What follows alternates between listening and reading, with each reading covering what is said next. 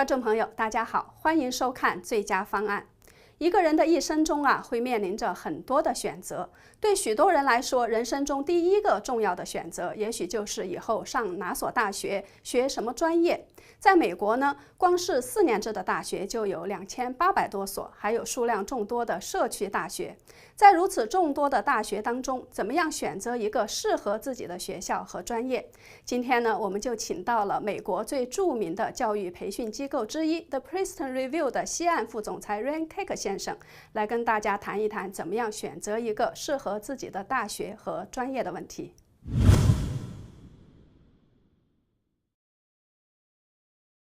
There's so many choices. There are actually 2,800 four-year schools just in the United States. It's not about going to the best college, it's about going to the right college. A right college in my mind is one a student can get into, one that they can excel at once they're there, and one their family can afford. Some students, obviously, they have a very specific career path they're looking for. And it's important to go to a college whose majors and areas of focus match that strength. So a great example would be a student pursuing a degree in engineering. Well, right in our own backyard with UCLA, or just up the coast a little bit, Cal, Stanford, we have phenomenal engineering-based schools. But if a student wanted a liberal arts degree, they wanted to go study history, or they want to be in sociology, well, there's a lot of different colleges I'd recommend for a student pursuing that may or may not even be in the state of California.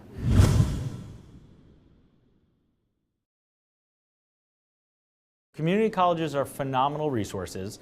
They are great for students that maybe stumbled a little bit academically to start their high school career. A great example, again, locally, Santa Monica Community College. It actually leads the country in transfers to a four-year school. So it's a very, very great way to go in and end up positioning yourself to be accepted later at a four-year school. The one warning I'd give is that community colleges are dramatically impacted. There are so many students there. Sometimes it's difficult to actually get into the courses that you need in order to get your 2-year degree. So sometimes what you hope would be 2 years takes 2.5 or 3 years just because of the difficulty to access the courses. It is far less expensive to spend 2 years at community college than any of the UCs or any of the private schools in the area if we take the idea of scholarship out of the conversation. University of Alabama. If you're an out-of-state applicant and you're accepted by University of Alabama and you have an ACT score of 32 or higher and a GPA of 3.8 and higher, it's actually a full ride scholarship to the university because they're trying to recruit great California talented students. But if you just looked at their website, you would see that it's an expensive school to attend. So applying and learning about your financial aid package is a big part of it. So if a student has actually done their work and performed well in the classroom, has a strong GPA at community college, their transfer path tends to be pretty easy, might be too extreme a word, but it seems to be fairly accessible. There's a really strong relationship between great grades in community college and success at a four-year school. The one problem is a lot of students that go to community college, because they're staying close to home, and they don't consider it quite as real a college experience, it's more likely that they take part-time hours, they work outside of the commitment to school. And so students who enter community college with the intention of going to a four-year school, only 30% of those students ever will.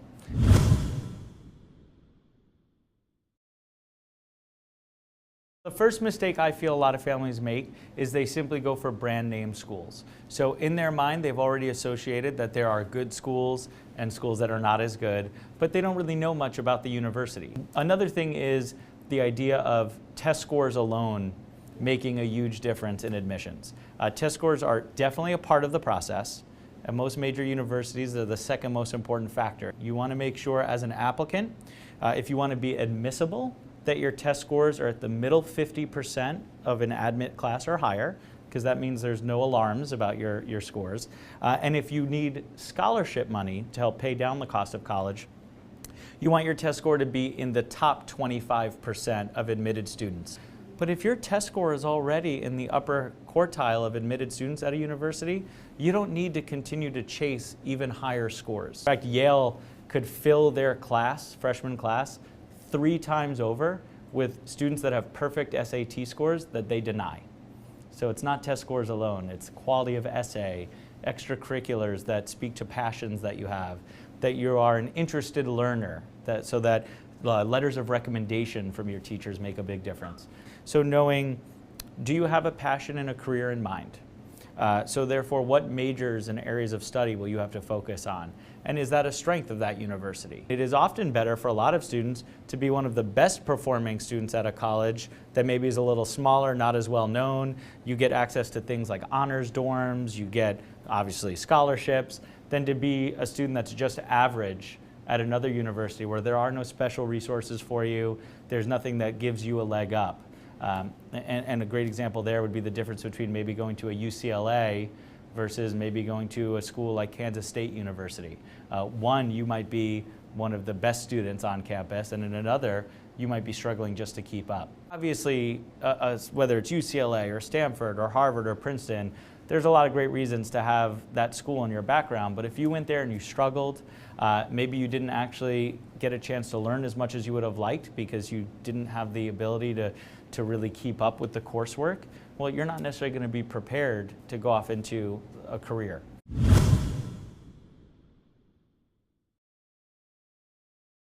The best resource you have is definitely your high school and the folks on site for you. But the counselor to student ratio here in California is the worst in the nation.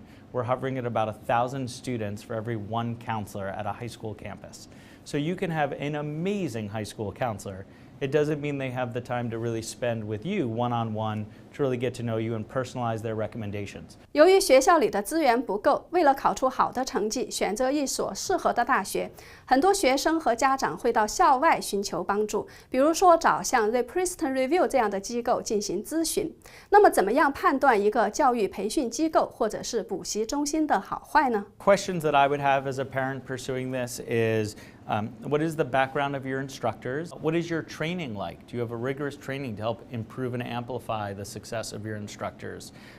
What is your curriculum like? Have you really crafted and created your own curriculum, which means you really know it and own it and understand it, as opposed to maybe borrowing from another company's curriculum? And I'd also want to know, do you have college admissions landscape knowledge? Are you interacting regularly with universities and really finding out what they're looking for in applicants? Any learning center you work with hopefully is not focused on just tutoring or just test scores. Hopefully they're really looking at the outcome, because really the only thing that matters is, did you get to a school that you're happy with? Are you successful there? And have you made a smart choice for you?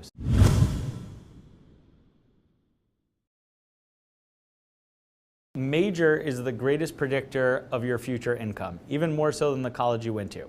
And the example I often use is, you can graduate with a degree in accounting from Cal State Northridge, and you are going to be more employable and have a higher starting salary than a student that graduated from Harvard with a degree in sociology. And then you have to choose what's important to you. If going to college is really an ROI choice, I want to go to college and be best positioned for a lucrative career, well, then you're going to want to look at fields right now in engineering and the STEM program. So the highest average starting salary right now goes to students who graduate with petroleum engineering degrees. So there's a lot of companies investing a lot of money in that right now.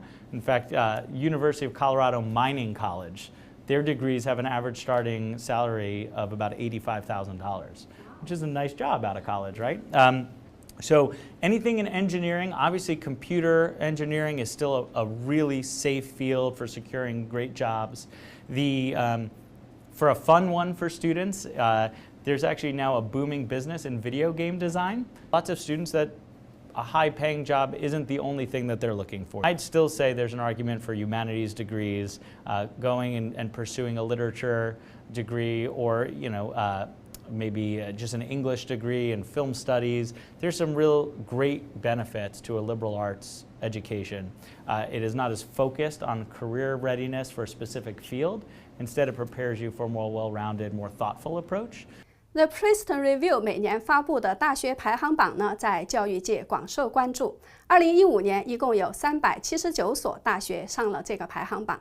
在编制过程当中呢，他们一共对15万的大学生进行了问卷调查。下面呢，我们就请 Ray Cake 先生来给大家介绍几所让他印象深刻的大学。Chapman University is right down in Orange County. They're a liberal arts school, but that's starting to focus quite a bit more on the performing arts and film studies. They've gone a long way in trying to be at least the equal of UCLA when it comes to film studies, to the point that they actually have a fully functioning studio, film studio on site, and actually they award a scholarship to make a movie once a year for one of their graduates. Kansas State University has a 99 out of 100 quality of life rating in our book. So students absolutely love going to this university. Strong academic programs, beautiful campus, and it currently has a 99% admissions rate. State School New York in Albany, they have invested heavily in nanotechnology. New York now has one of the more thriving Silicon Valley rivals in terms of investments in technology. It's a great example of a university dedicated to changing the resources and the quality for their students in a very short period of time, has really become a leader in the communities.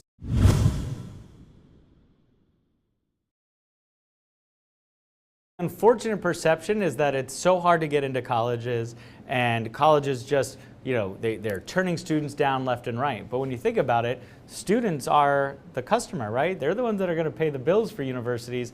They're actually competing for you. Again, I'll use a local example. UCLA, they receive about 100,000 applications right now for a freshman year. They end up with about 20 to 22,000 students that they admit. So they're only admitting about 20% of their applicant pool. So the perception is, I can't believe UCLA, how are they turning away so many students? But the stat no one talks about that I think is interesting is of the 22,000 admitted, only a little over 4,000 actually show up. That other 16,000 or 15,000 and change, they're turning down UCLA. So schools are competing all the time. It's why they will give scholarship dollars to students.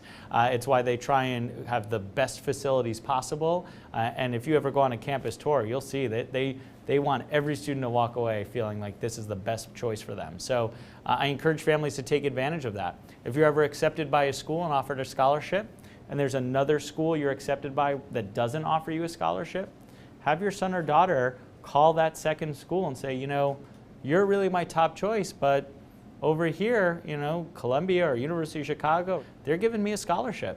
If you can match it, I want to go to your school, and sometimes they will.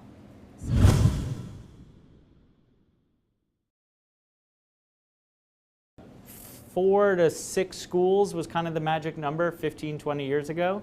Now you hear of students applying, to your point, 20 universities. To me, the right answer is probably in that 7 to 9 area. It's always a little different, but what that means is you have 7 to 9 schools that if you got into and had the chance to go to any of them, you would be happy.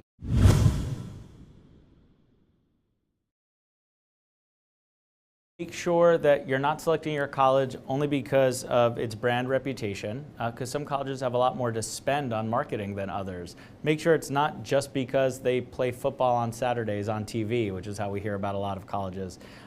Think about the kind of student you are. Do you want big lecture center style classes where it's not uncommon to have 500 students in a lecture hall with one professor? Or do you want to be at a university where the average class size is 20 students? And I'm not saying one is better than the other. They're the same in terms of quality, but for different students, they will feel very differently being in those classes. So you want to know more about a university and also know what their strengths are. You should go to a college that is strong in the major or pursuit you want, because sometimes a college's reputation is built on something that is not what you're going to pursue when you get there. So you're actually positioning yourself to struggle. 最后呢，再告诉大家一个也许您还不知道的消息。在美国呢，其实有800多所大学是不需要学生有 SAT 或者是 ACT 的入学考试成绩的。如果您想知道这800多所大学有哪些，可以到 The Princeton Review 的网站或者是 Fail Test 网站上去查询。好，谢谢您的收看，我们下次节目再会。